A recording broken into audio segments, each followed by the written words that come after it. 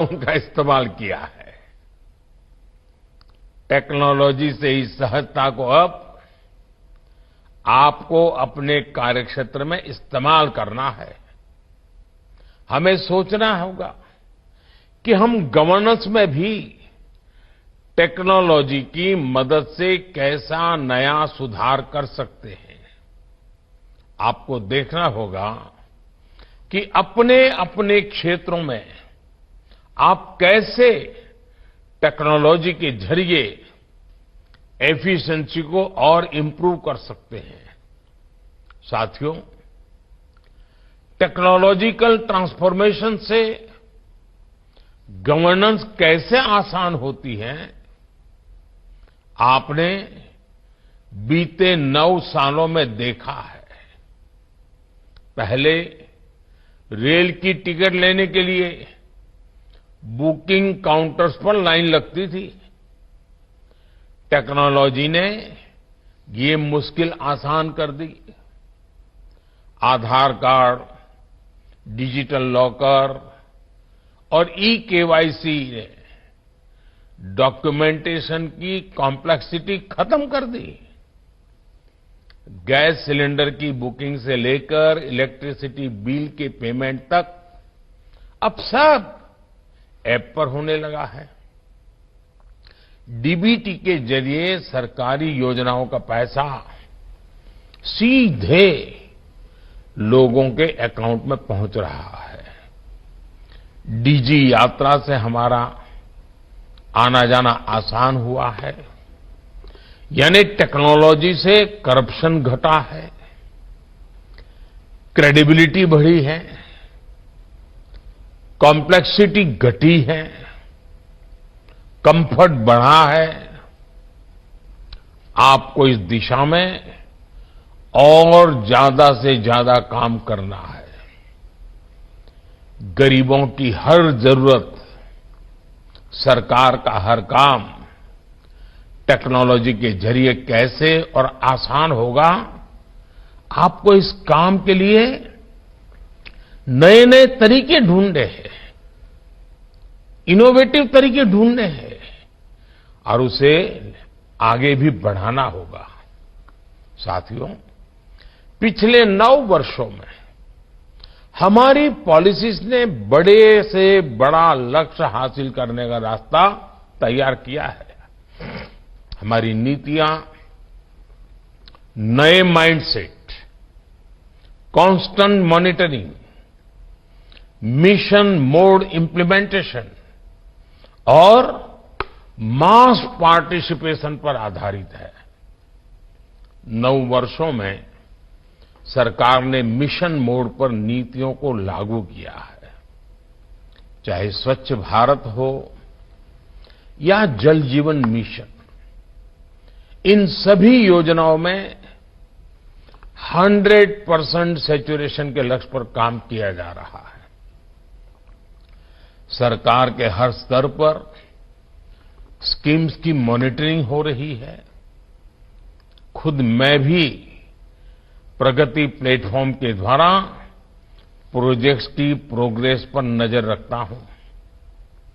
इन प्रयासों के बीच केंद्र सरकार की योजनाओं को जमीन पर उतारने की सबसे बड़ी जिम्मेदारी आप सभी नवनियुक्त सरकारी कर्मचारियों पर है। जब आप जैसे लाखों युवा सरकारी सेवाओं से जुड़ते हैं तो नीतियों को लागू करने की स्पीड और स्केल भी बढ़ जाता है।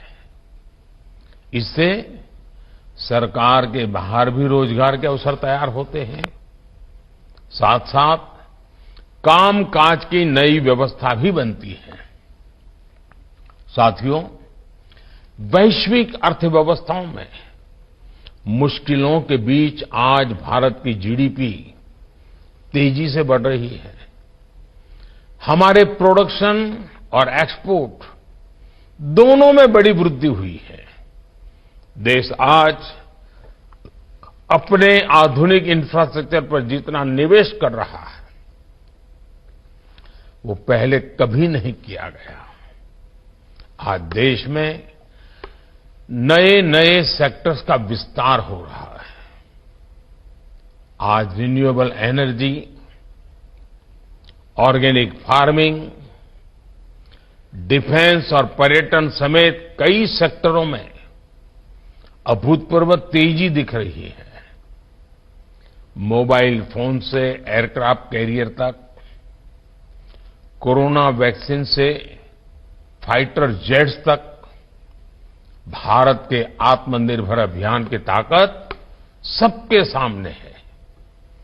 ऐसा माना जा रहा है कि 2025 तक अकेले भारत की स्पेस इकोनॉमी ही 60,000 करोड़ से बड़ी हो जाएगी।